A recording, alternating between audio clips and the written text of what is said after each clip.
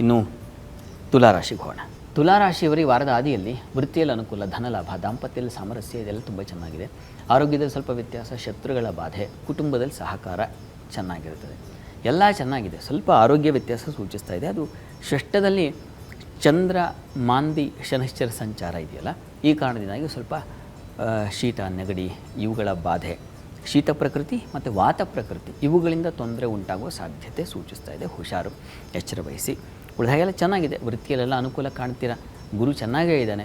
ಗುರುವಿನ ಪರಿವರ್ತನೆಯೂ ನಿಮ್ಮ ಪಾಲಿಗೆ ಒಂದು ವಿಶೇಷ ಫಲ ತಂದುಕೊಡುತ್ತೆ. ಹೀಗಾಗಿ ತುಲಾರಾಶಿಯವರಿಗೆ ಹೆಚ್ಚಿನ ಆತಂಕ ಏನೂ ಇಲ್ಲ, ಚೆನ್ನಾಗಿದೆ. ದಾಂಪತ್ಯದಲ್ಲೂ ಸಾಮರಸ್ಯ, ಬುಧನ ದೃಷ್ಟಿ ಇದೆ. ಪ್ರಾರಂಭದಲ್ಲಿ ಚಂದ್ರನೂ ಸಂಚರಿಸ್ತಾನೆ. ಹೀಗಾಗಿ ಹೆಣ್ಣು ಮಕ್ಕಳಿಗೆ ತುಂಬ ಮನಸ್ಸಿಗೆ ಹಿತವಾದ ವಾತಾವರಣ ಉಂಟಾಗಲಿಕ್ಕೆ ಅವಕಾಶ ಖಂಡಿತ ಇದೆ. ಚೆನ್ನಾಗಿದೆ. ವಾರದ ಆದಿ ನಿಮ್ಮ ಪಾಲಿಗೆ ತುಂಬ ಚೆನ್ನಾಗಿದೆ.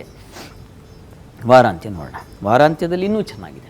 ವಾರಾಂತ್ಯದಲ್ಲಿ ದೇವ ಧರ್ಮ ಕಾರ್ಯಗಳಲ್ಲಿ ಅನುಕೂಲ ಸಿಗ್ತಕ್ಕಂಥದ್ದು, ಮನೆಯಲ್ಲಿ ಶುಭ ಕಾರ್ಯಗಳು ಉಂಟಾಗ್ತಕ್ಕಂಥದ್ದು, ಗುರುಬಲ ಬಂದುಬಿಡ್ತಲ್ಲ, ಭಯ, ಆತಂಕ, ಕೆಟ್ಟ ಸಲಹೆಯಿಂದ ಹಾನಿಗಳು ಇದೆ. ಅದು ಕಾರಣ ಮಾಂದಿ. ಅದರ ಬಗ್ಗೆ ಹೆಚ್ಚು ಯೋಚನೆ ಬೇಡ.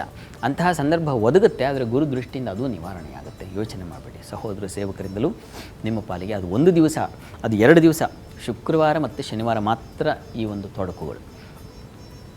ಆಮೇಲೂ ಗುರು ಅಲ್ಲೇ ಇರ್ತಾನಲ್ವ, ಹೀಗಾಗಿ ತುಂಬ ಅನುಕೂಲ ಉಂಟಾಗುತ್ತೆ. ಆ 2 ದಿವಸ ಆ ವಿಚಾರಗಳಲ್ಲಿ ಸ್ವಲ್ಪ ಎಚ್ಚರ ವಹಿಸಬೇಕು ಅಷ್ಟೇ ತಾವು. ಮುಖ್ಯವಾಗಿ ನಿಮ್ಮ ರಾಶಿಯಿಂದ ಭಾಗ್ಯದಲ್ಲಿ ಸಂಚರಿಸ್ತಕ್ಕಂತಹ ಗುರು ನಿಮ್ಮ ಪಾಲಿಗೆ ಒಂದು ಬಂಗಾರದ ಫಲ ತಂದುಕೊಡ್ತಾನೆ. ಶುಭ, ಅದು ಗುರುಬಲ. ಈಗ ಭಾಗ್ಯಸ್ಥಾನದಲ್ಲಿ ಸಂಚರಿಸಿದ್ರೆ ದೈವಾನುಕೂಲ ಉಂಟಾಗುತ್ತೆ ಅಂತ. ಹೀಗಾಗಿ ತುಂಬ ಚೆನ್ನಾಗಿದೆ. ಯೋಚನೆ ಮಾಡಬೇಡಿ. ತುಲಾರಾಶಿಯವರಿಗೆ ಒಂದು ಸುವರ್ಣ ಫಲ.